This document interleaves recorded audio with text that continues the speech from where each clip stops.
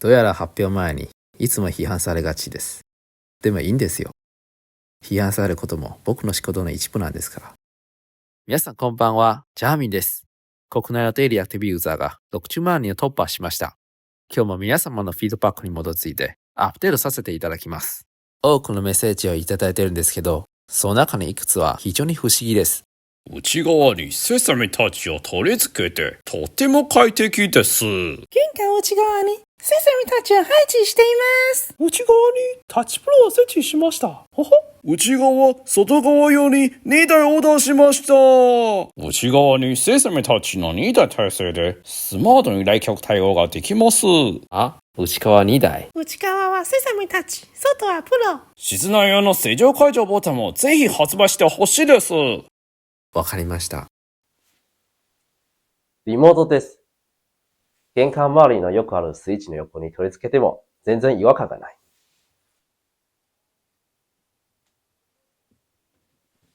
衛生的にあまりサムタンを触りたくない人でも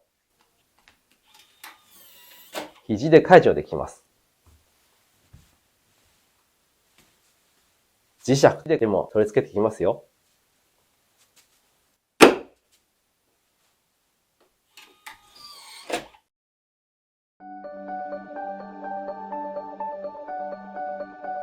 4.2 センチ ×7.7 センチ。ちょうどいいサイズと押しやすい面積。他社と比べると同じ薄さで電池は3倍ある。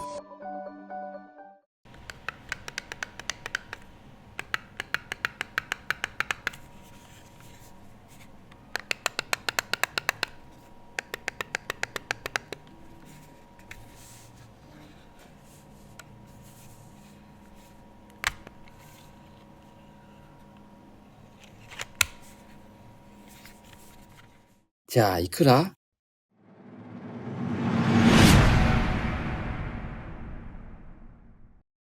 ？980円。いかがでしょう？セサミユーザー専用のお友達価格。他にもこんなコメントも来てました。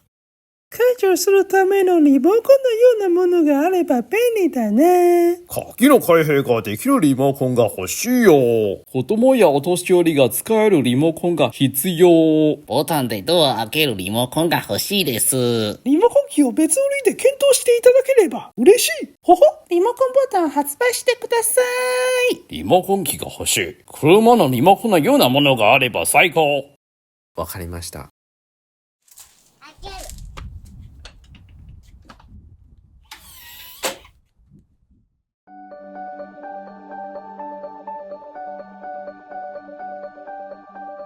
リモートナノです。2.2 センチ ×4.1 センチ。かつて我々は世界最初のオープンセンサーを開発したことがあります。今同じ不屈の精神で改めてリモートナノをリリースいたします。世界最初ですが、ボタンが大きくて非常に押しやすい。わずかの薄さ。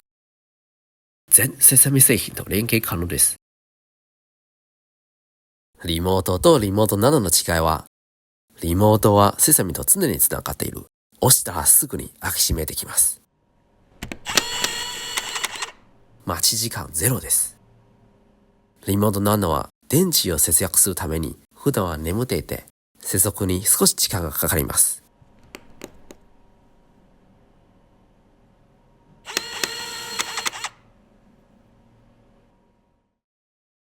リモートは大きい電池3つで電池寿命は約3年間です。リモートナノは小さい電池1つだけで電池寿命は約3年から10年間です。どちらでも Wi-Fi 環境不要、インターネットの環境も不要、携帯の Bluetooth も不要。980円。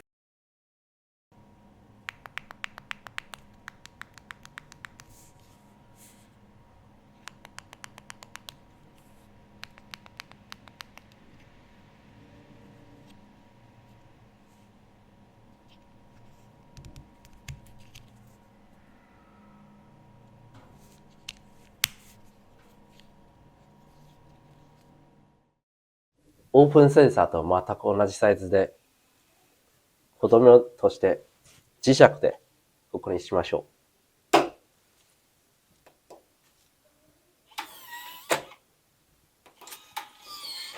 Bluetooth の通信距離が10メートルぐらいあるので、2階からでも行けますよ。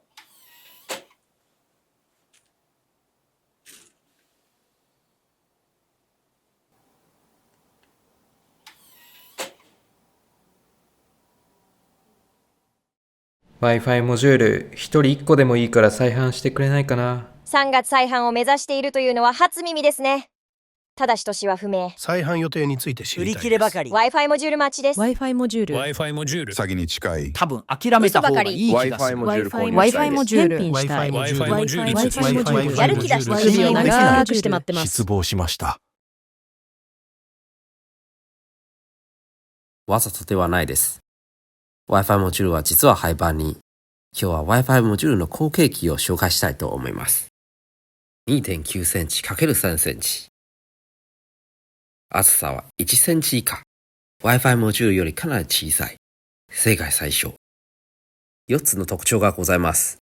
Wi-Fi モジュールのすべての機能をそのままに。また、これ後ほど実演しますね。通信は Bluetooth、Wi-Fi 以外に赤外線も初めて視野に。商用レベルのクオリティです。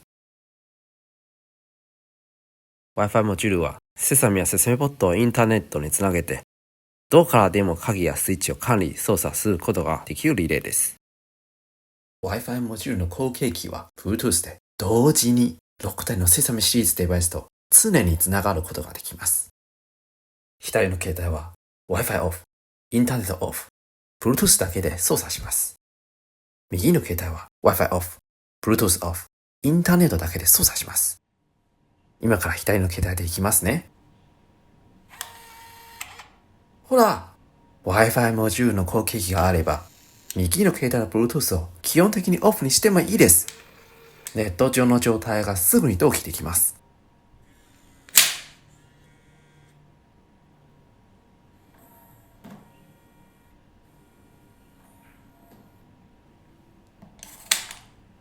逆に今から右の携帯でいきますね。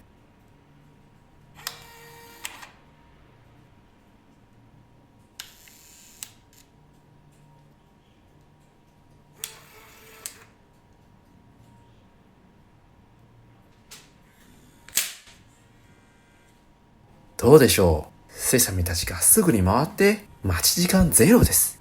Wi-Fi モジュールの後継機は常に同時にセサミたちとつながっているからです。手動で回された時もネット上の状態がすぐに同期できます。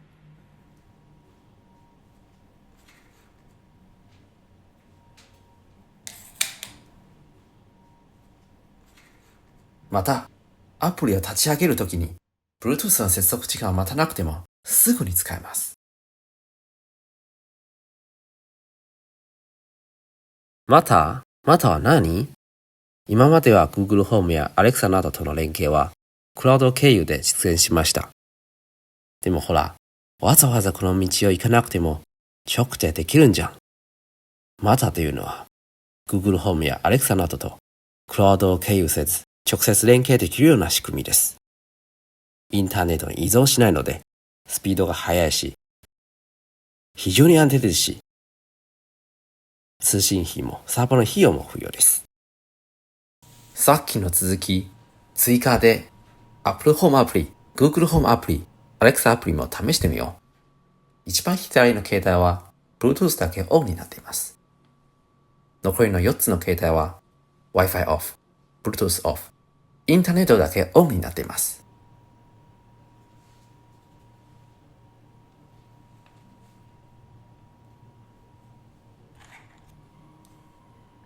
ほら、見て。手動で回したら、Google Home、Alexa、Apple Home も同期できます。もちろん、一気にたくさんのセサミを操作しても大丈夫です。Bluetooth のみのセサミアプリでやります。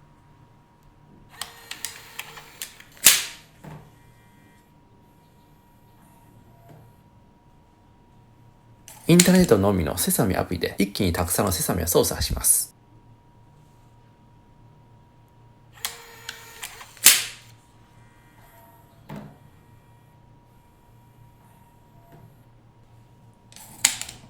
Apple Home アプリで一気にたくさんのセサミを操作します。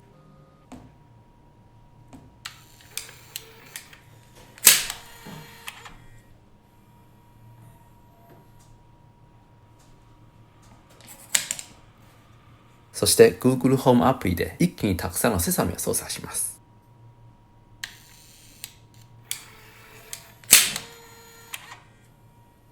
Bluetooth のみのセサミアプリ、インターネットのみのセサミアプリ、Apple ホームアプリ、Google ホームアプリ、Alexa アプリの間の同期が非常にスムーズですし、携帯の Bluetooth を基本的にオフにしてもいいです。そしてまた経由で Google ホーム、Alexa、Apple ホームアプリの中で他社製品と統合できるので、セサミアプリも不要かもしれないですね。家の中にテレビ、エアコン、電気など様々な赤外線リモコンがあります。かつて鍵など持ち物を少なくすることに取り組んできました。今、赤外線リモコンなど家の中のものも少なくできればと思います。Wi-Fi モジュールの後継機は赤外線の発射と学習ができ、99.9% の家庭リモコンに対応しています。朝起きて、OK Google おはよう、テレビや電気をつけたり、またもうすぐやってくる暑い夏の中、家の外から遠隔で冷房をつけたり消したりすることもできます。商用レベルのクオリティというのは何？私も非常に興味を持っています。日本国内にはスマートロックを提供する会社が他に2つあります。こんな面白いビジネスに私たちにもぜひ参加させてくださいよ。去年、絶対故障しないというセサミ5 Pro を発表しました。今年、引き続きこのビジョンを完成させていただければと思います。遠隔で暗証番号の追加、編集、削除は可能になりました。暗証番号や IC カード、指紋の情報を遠隔で別のセサミタッチ Pro に移すこともできます。もちろんセサミタッチからセサミタッチ Pro にも可能です。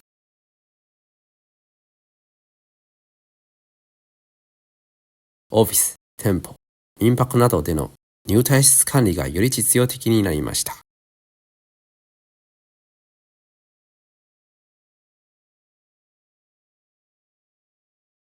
さあ、Wi-Fi モジュール、また、赤外線、そして商用レベルのクオリティ。ハブ3です。皆さん待ちに待ったハブ3でございます。そしたらいくら？他社では5000円、9000円するものもあります。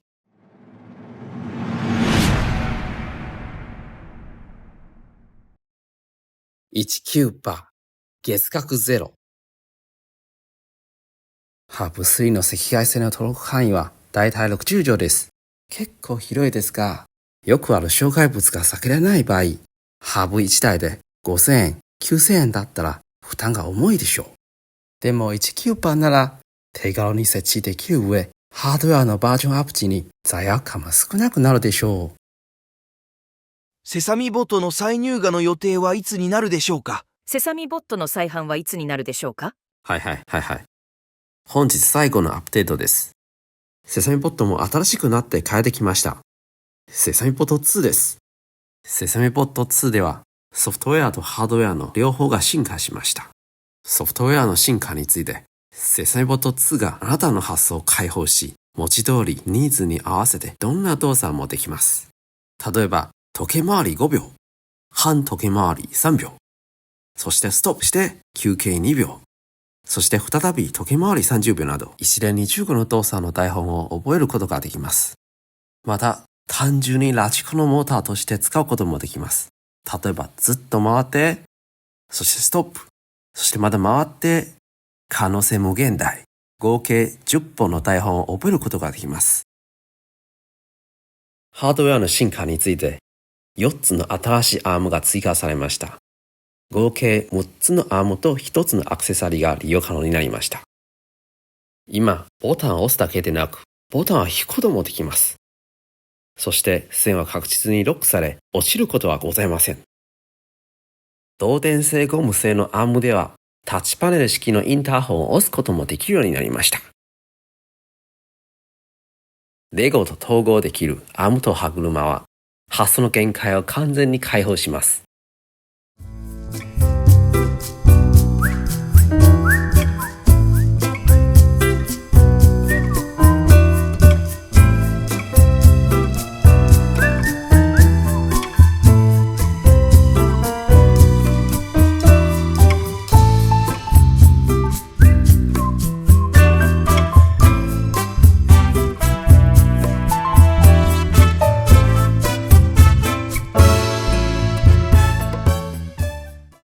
セサミタッチ、セサミタッチプロ、リモートナノ、ハップ3などとの連携は可能ですし、またももちろん。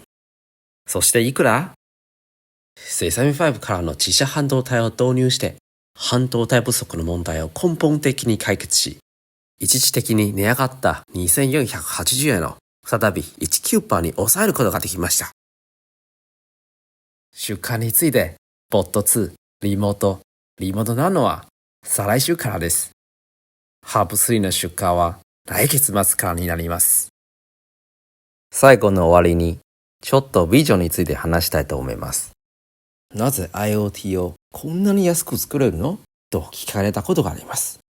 中国や台湾で作ってるから？こんな聞き方はあんまり意地悪く、どうせ安い労働力を搾取しているだけではどういう意味があるでしょう。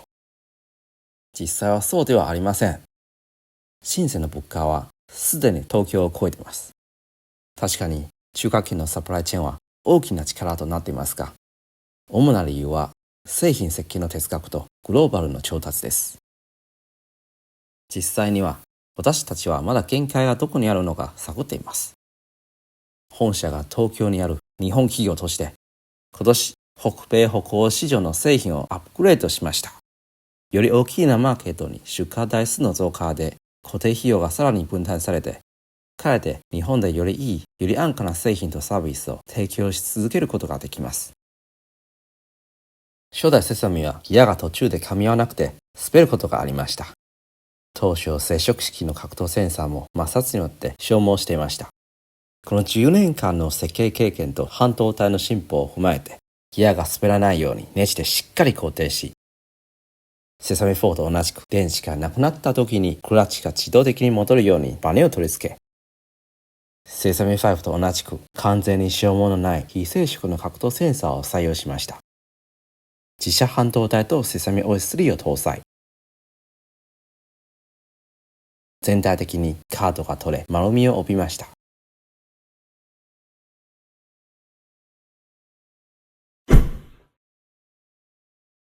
他社がアメリカで$150、$200する中、セサミ5北米北欧版の販売価格は$39、約6000円ですけど、日本では以前として39%です。海外での利益が逆に日本ユーザー向けの製品開発を支援します。海外セットアのセサミユーザーにアダプター作ってほしいとしばしば言われますが、その運営コストもなくなります。出荷は来月末からになります。製品設計の哲学とは何ですか？スティーブ・ウォズニアクがこう言った。もし200個のチップでコンピューターを設計したら、150個で設計し直そうと試みる。それから100個でできないかと試みる。とにかく可能な限り小さく設計するために、すべての工夫を人生をかけて考え出そうと努力したんだ。彼は簡潔性と最適化を重視しています。単に見た目の美しさや機能性だけでなく、より少ないチップで同じ機能を実現できれば、消費電力が削減され、チップ間のコミュニケーションロスとタイムロスもなくなり、製品の反応が良くなります。また、製造コストが下がることにもつながっています。キャンディーハウスの作品をご利用いただいている際に、こういった簡潔性と最適化を味わってほしい。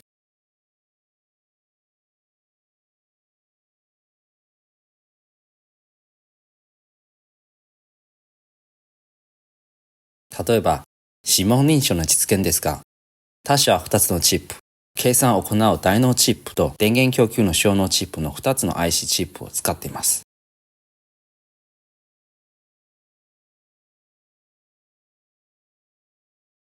実際は、基盤にある Bluetooth チップは、指紋の計算を行う専用チップよりかなり強力で、大脳の機能を余裕で担うことができます。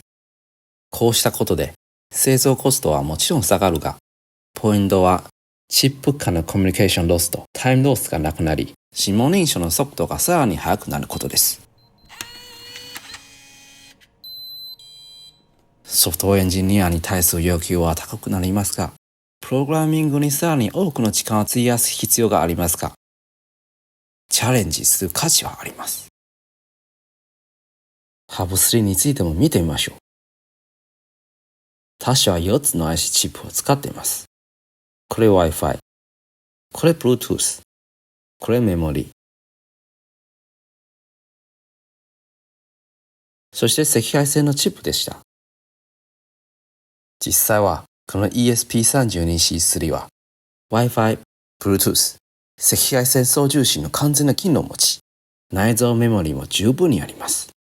もし慎重にプログラミングできれば、メモリも慎重に最適化できれば、ESP32C3 一つで全てのことを行うことができます。そしたらシステムは非常に省エネで、チップ間のコミュニケーションロスとタイムロスもなくなったので、ユーザー体験に差が出ます。ハードウェアのコストも4分の1になります。半導体の話は置いといて、メカニカルな部分も見てみましょう。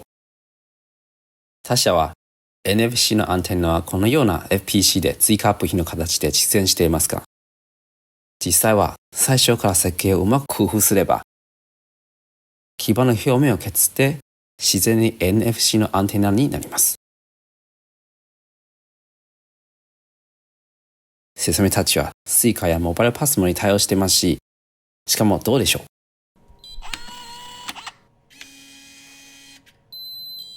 Suica 会長は JR 改札並みの爆速でしょう。